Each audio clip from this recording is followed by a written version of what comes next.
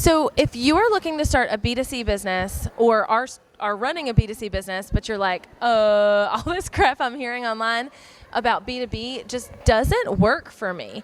My girl Kendra from Mother Like a Boss is here dropping some massive knowledge bombs on that today. So make sure to stay tuned.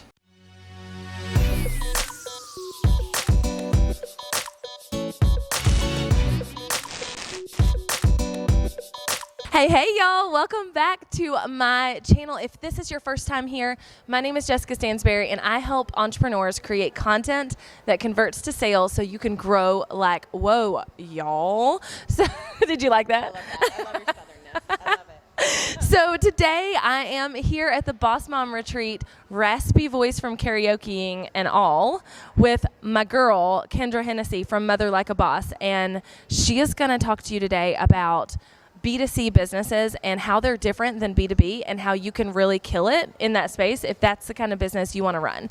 So Kendra, first and foremost, tell me about yourself, girl. Oh, thank you very much.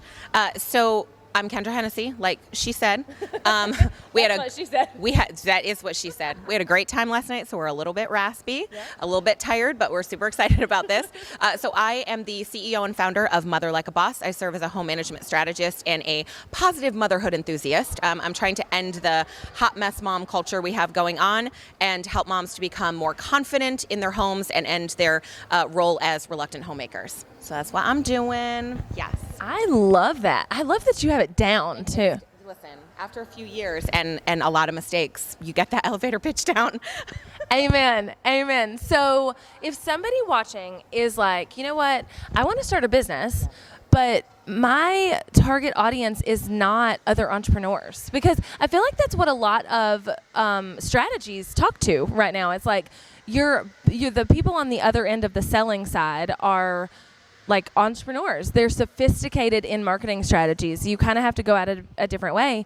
And you market specifically to moms, and probably not a lot of them are entrepreneurs. So give us a couple of tips on if somebody's wanting to do this, whether it's to moms or something else, what's different about it and how they can kill it in that space. So before I did this, I owned a cleaning business. So I think that that's important to this because that's sort of where I sold to consumers before. I was just selling my services versus like a digital product or something like that. So the first thing I would say that I had to learn from my own mistakes was you have to sell people what they want, not what you think they need. And that is the same for B2B, but especially true for B2C because you're not selling them something that has a direct ROI. So that's going to be my second tip. But really, you have to figure out what they want. Ask them questions. Go in groups and figure out what they're talking about. You don't even have to do traditional surveys to do that. Like, go into places that they are and see what their issues are around that. So if you were like a hairstylist, you're going to be going places and seeing what people are saying about like doing their own hair, why it's frustrating, why they don't want to do it, how they feel when they have their hair done. You're going to like figure that out. You're not going to sell them what they need because people don't know what they need. Oh, girl. They have no idea. You have to teach them what they need, and especially in B2C because a lot of times they're just not used to that, and they're not used to selling tactics, so they don't really even understand what they need. Totally. So what are, like you mentioned the ROI, and I love what you have to say about this. Like, this is gold, y'all. So I love this.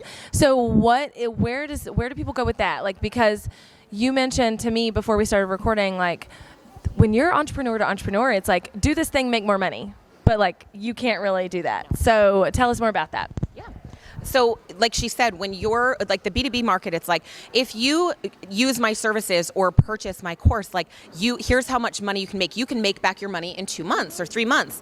But when you're a B2C, you don't have that. So if I'm selling a homemaking course, I can't say like, hey, purchase this course for this price and it will pay you back. So you have to figure out the ROI in something else.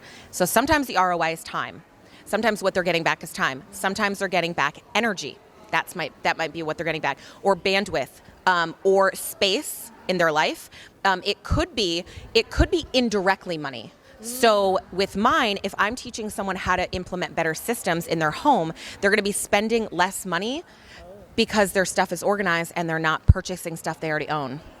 So it's indirect money. So you just have to figure out what that ROI is. Sometimes it's confidence. Sometimes the actual ROI is like confidence in themselves. Going back to the hair thing, when my hair is done real nice, I feel confident. Yeah. So I'm not going to do my own hair because I'm not going to feel confident and it's going to look janky and weird. Yeah. So you would just have to figure out what the ROI is. If it's not direct money, what are you getting them back? And sometimes it's just entertainment. Like you're getting people back just happiness. Because if if you're somebody like makes a movie, there's like you're just giving people entertainment. You're giving people the time to laugh and kind of, it's almost indirect ROI. Like it's the opposite because you're giving them the escape from their own life.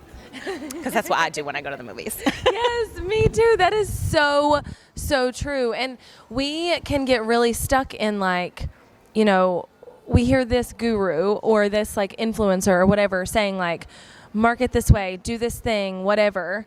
So it's really important that we understand our audience. I mean, like more than anything, understanding the audience is key. And I think that leads into your third point, right? Yeah, so my third point is that I've, again, had to learn from many mistakes and failures is you have to meet your consumers where they are. Yeah. Because if you're B2B, they're used to webinars, they're used to sales, they're used to being sold to. So they can see that and they're used to those kind of things.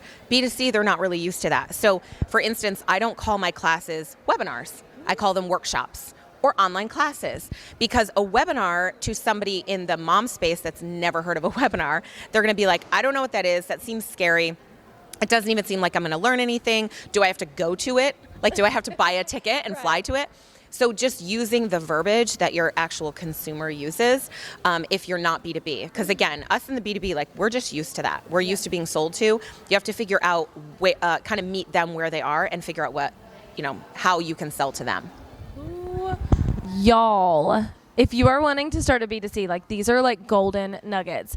And it's funny, the first time I ever met Kendra in person was actually at the same event, but like 18 months ago or something like that. Yeah. And I remember her coming up to me and saying like, I loved what you just said. I forget what it was about. But she was like, I loved what you just said, but I have to be really cautious because my audience does not, a webinar is not going to resonate with them. And I was like, you're so friggin' smart. Like you have to really know your audience. And I think that's key whether you're doing B2B or B2C. So, I mean, that's amazing. All right. So if all those people inside that camera thing there and like watching want to know more about you, what you do, buy your courses, get in your Facebook group, how do they do that? Yeah, just head over to motherlikeaboss.com, and that's where all the things are. That's where all the information is. You can join my free Facebook group and just find out all about me and my mission. Awesome. Well, thank you, Kendra, so much for chatting with me today. And if you guys want to know more or have any questions for Kendra or any comments on anything she talked about, make sure to leave them below in the comment section. And until next time, make sure you hit subscribe because I want to bring you all the tips and advice, right? So hit the red button and I will see y'all later. Bye, y'all.